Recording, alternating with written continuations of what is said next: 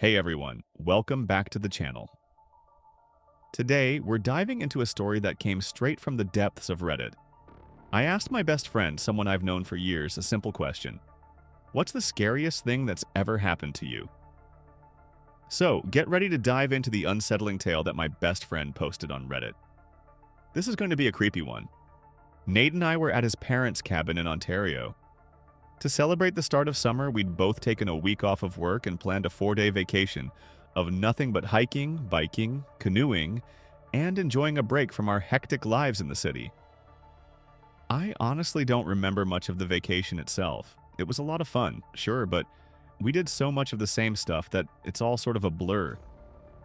Whenever I think of that trip, the only thing that I remember is that conversation. Probably because I want so desperately to forget it. We'd finished a simple but tasty dinner of hot dogs and potato chips. We both wanted beers, but we'd blown through what we'd brought with us. It was raining, with occasional thunderclaps. I thought it was peaceful. We were sitting in front of a roaring fireplace, working through a pot of coffee. It was dark and fairly late, but neither of us felt like going to bed, probably because of the coffee. So we ended up talking. The first few minutes of our conversation were nothing noteworthy. Just small talk. Somehow, I have no idea how, the conversation turned to some of the weird animals we'd seen during the trip. Nate brought up how, while we'd been hiking the day before, a snake had slithered across the trail, most likely startled by us. I had let out a very unmanly scream and jumped a foot in the air. I chuckled and explained that I was afraid of snakes because when I was 9, my brother's pet boa constrictor escaped its terrarium, made its way out of his bedroom, and ate my pet hamster. My parents got rid of the boa and made my brother apologize to me, but I'd been afraid of the reptiles ever since.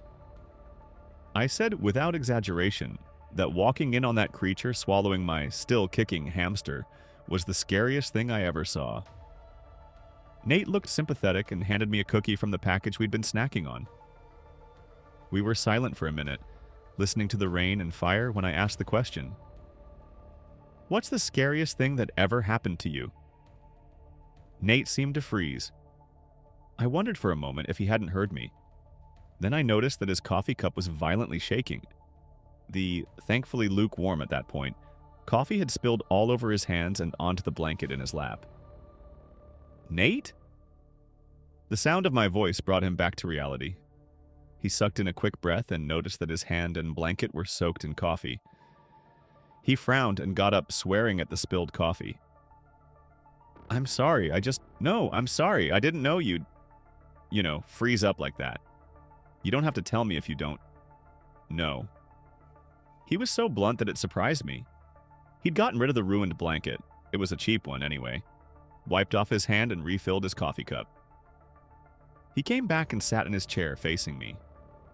We'd been friends for years, but I'd never seen him look so grave. It's been years since I thought of it. The scariest thing that ever happened to me. As much as I want to, though, I'll never forget it. Do you want to talk about it? Number. But I will. I need to. Just remember something for me. I'm not making this up. I couldn't if I tried.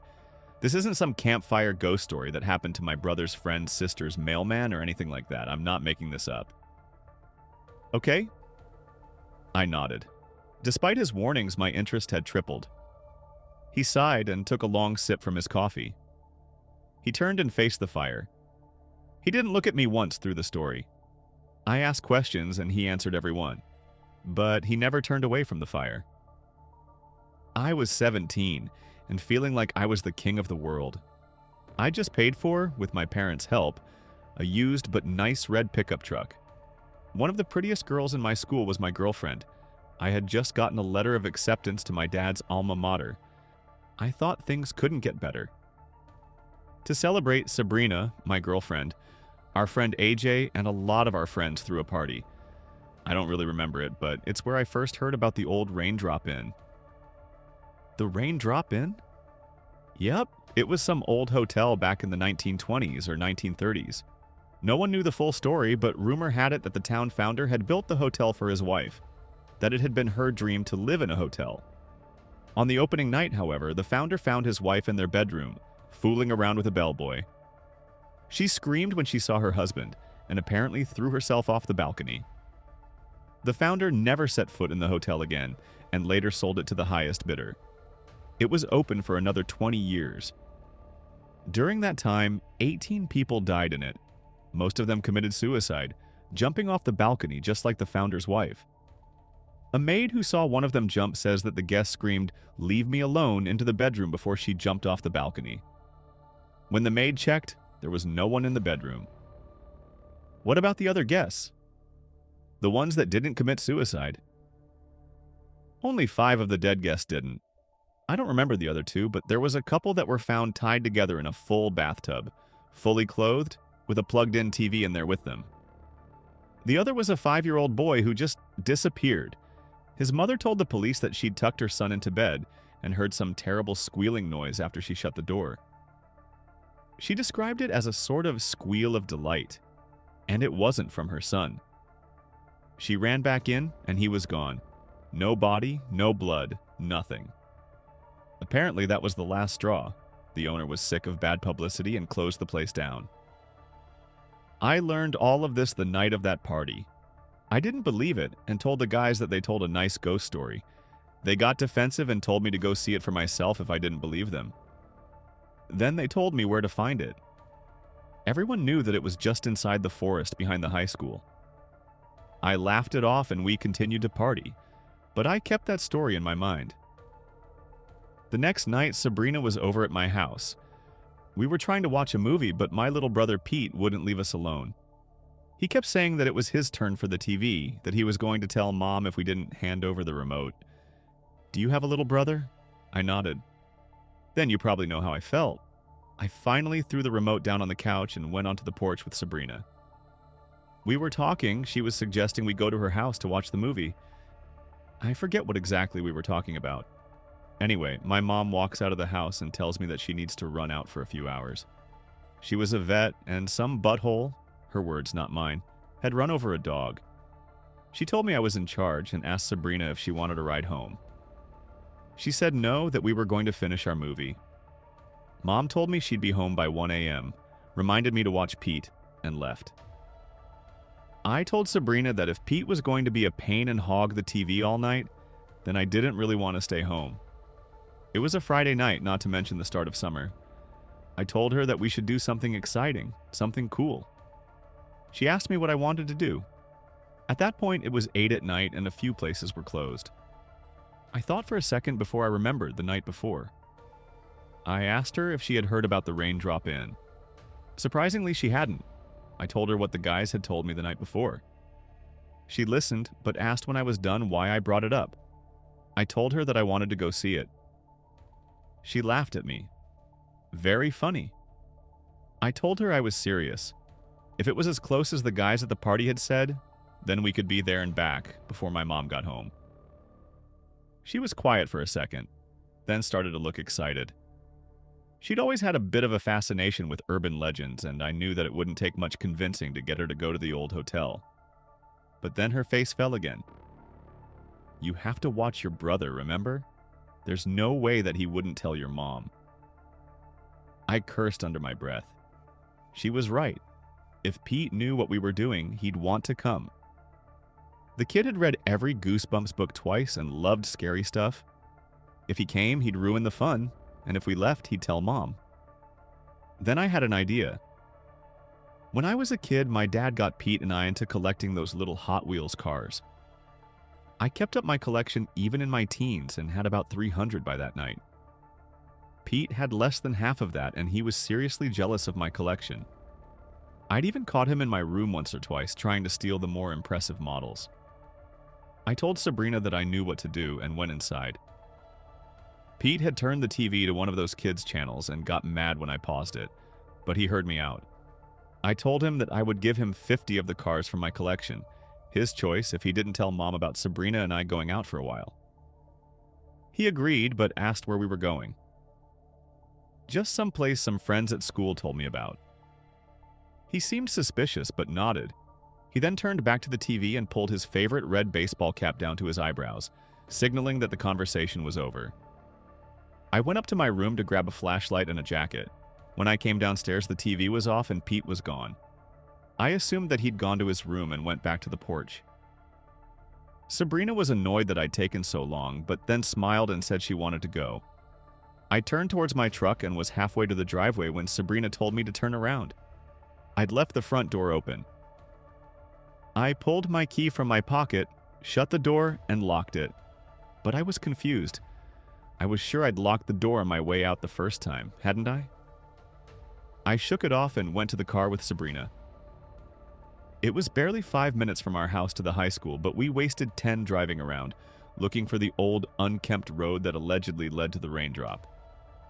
Finally, I parked my truck and we both got out. I turned on the flashlight and we walked around. Finally, Sabrina spotted it. You wouldn't notice it from a distance, as a lot of grass had grown between the cracks, but there was a lot of really broken asphalt that made a trail leading into the woods. We looked at each other and grinned. We were about to start when I heard a sound like a car door slamming. We both turned to my truck, but there was nothing there. I remembered then that I hadn't locked it and pressed the button on my key fob. Sabrina, more eager now than ever, grabbed my upper arm and pulled me down the path. We walked for maybe 20 minutes before we found it. We both sort of froze when it came into view. I don't think either of us had completely believed that it was real, but there it was. It looked like it had once been nice. It was 3 stories tall and must have been really well built if it was still standing after 70 years, 50 of them with no maintenance. Still, the age showed. The building was being strangled by kudzu, with every window being broken or having no glass at all. The original color of the walls was impossible to guess, as the wind, rain, and time had turned them an earthy brown. The roof was missing multiple tiles, there were massive cracks in the walls, and the front porch was sagging. To top it all off, we clearly hadn't been the first people to visit the place. Graffiti, written in neon orange spray paint, had been sprayed on several blank spots on the walls. Keep out, run, stay away, danger. Stuff like that was written wherever the artist could find space. We should have gone home right then and there. I was scared out of my mind, and judging by how tightly she was holding my hand, Sabrina was too. But we still wanted to go in. Maybe I was being stupid that night, maybe I wanted to look tough in front of my girlfriend. I don't know. But we went in.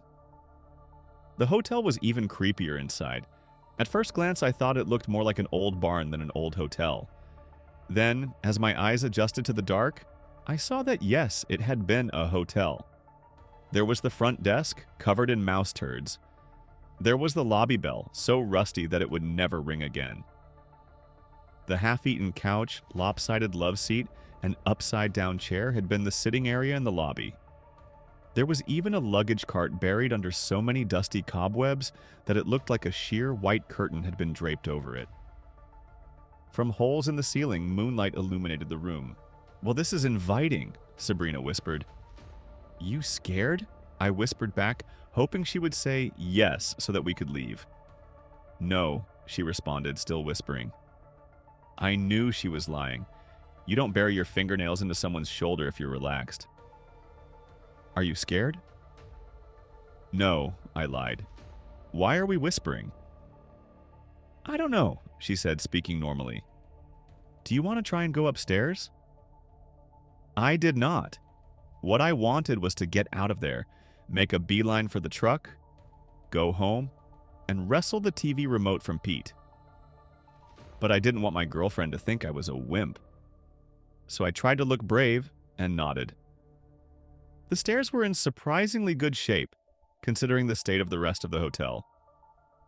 We had to dodge cobwebs, which hung from the ceiling of the stairwell like party streamers, but we didn't have trouble getting to the next floor. That's when things got really creepy. The first thing we saw when we got to the hotel's second floor was a lump in the middle of the floor. Sabrina glanced at me, and I walked over to the lump. I only took one look before jumping back in disgust. The lump was a rabbit. Or it had been. It was dead, and I didn't have to be a doctor to see what had killed it. There was a hole in its chest the size of my fist. From the 2-second glance I took, I could see that the rabbit's organs were all gone. There wasn't even blood. The rabbit was nothing more than literal skin and bones. I did not tell Sabrina this. I just said that the rabbit had been killed by something and that we should probably go. She was clearly freaked out by the rabbit, even if she didn't know how bad it was mutilated. We might have left right then if we hadn't heard something. Footsteps. We both froze and slowly turned to look at the door to the stairwell. Someone was coming up the stairs. I threw open the first door I saw. The lock was so old that it fell off when I opened the door. I sort of hugged Sabrina to me and pulled her into the room. I closed the door as quietly as I could, hoping that whatever was coming up the stairs hadn't heard us in the hall. We both heard the door to the stairwell open. We looked at each other and both put fingers over our lips. I've never seen Sabrina's eyes so wide, and I have a feeling mine looked the same. We listened closely as the thing that had walked up the stairs began to walk slowly down the hall. I heard it stop at what must have been the rabbit's corpse. At that point, I realized that I heard a new noise. There were voices coming from the hallway. No, not the hallway. Those voices were coming from all over the floor. I wrapped my arms around Sabrina as we listened. From somewhere, there came an inhuman squeal of delight, followed by the scream of a small child. From a bathroom somewhere up the hall, there was begging and screaming, followed by a violent splash and the unmistakable sound of electricity. A woman screamed, "Leave me alone!" Component placement followed by a window shattering and a distant, heavy thud. My already hammering heart rate accelerated when I realized what I was listening to. I remembered the story from the party, how a child had disappeared, a couple had been electrocuted, a woman had jumped off a balcony. We'd just listened to those people die. Those sounds finally stopped, followed by what sounded like a sharp draw of breath from the hallway. I noticed then that the room was cold, eerily cold, especially for a night in late May, and it was quickly getting colder, like the source of the chill was moving up the hall. There was a sudden scream. I was so rattled that I screamed. So did Sabrina. At that moment, instincts took over. I forgot about looking cool and just wanted out of there.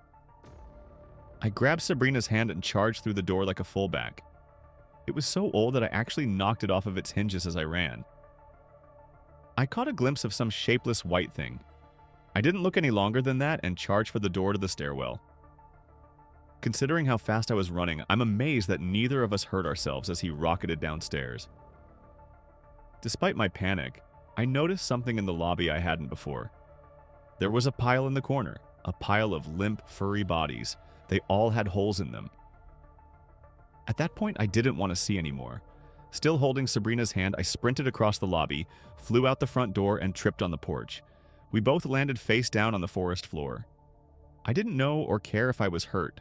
I immediately got up, clawing at the dirt to get friction. Sabrina was a few steps ahead of me, calling at me to keep running, to not look back. Screams were pouring from the hotel windows, screams of pain and terror. That was all the incentive I needed to up my pace. I ran so fast that night that I think I broke a few Olympic records. The second we saw the truck, we both jumped in. I twisted the key and stomped on the gas. My truck broke the speed limit 3 times over as we made a break for my house. When the school was out of view, I slowed down and pulled over to the side of the road. We took a moment to catch our breath.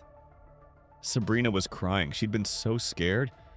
Honestly, I was too. Nothing in my life had prepared me for that. I wondered how close we'd come to disappearing or dying that night. We stayed in my truck for a while, trying to get a hold of ourselves and processing what had happened. Finally, we both felt stable enough to go back to my house. At that point, it was midnight and my mom would be home in an hour. I expected Pete to still be parked in front of the TV, and I remembered that I still needed to give him the cars he wanted. At that moment, I was ready to give him the full collection. After that night, toy cars didn't seem important anymore. Sabrina went in first while I parked the car. I went in and saw she wasn't there. I heard her upstairs and went to make us a snack. I just pulled out the chips and salsa when I heard her run down the stairs. I turned around with the chip platter, smiling. She must have been hungry. Then I looked at her face. That's when I saw how scared she was. She looked me in the eyes and practically shouted, "Where's your brother?" Tears started streaming down his face. Pete had hidden in the back of my truck. He'd overheard what I said on the porch about the hotel, and he'd gone with us. He opened the front door, he slammed my truck door, he was making the footsteps we heard on the stairs, and he was the one who screamed. I left him there. For a few minutes, he was silent. I sat back, stunned. I didn't know what to say. Finally, he spoke again. A week later, I went back to that hotel. I don't know why. Closure, maybe. As I drove up, I saw it on the porch. I didn't want to see it. I didn't want it to be there. But it was. Pete's red baseball cap. He took a deep breath and finally looked at me again. And that is the scariest thing that ever happened to me. We didn't speak for the rest of the night. The fire was still blazing and the rain was still hammering down, but it wasn't peaceful anymore. Wow, that was intense. Thanks for sticking with me till the end. I'm really curious to hear your thoughts on this one. Did anyone else on Reddit have similar encounters? Let's discuss it in the comments. And if you have your own scary Reddit stories, feel free to share them. Don't forget to hit that subscribe button for more creepy content, and I'll see you in the next one.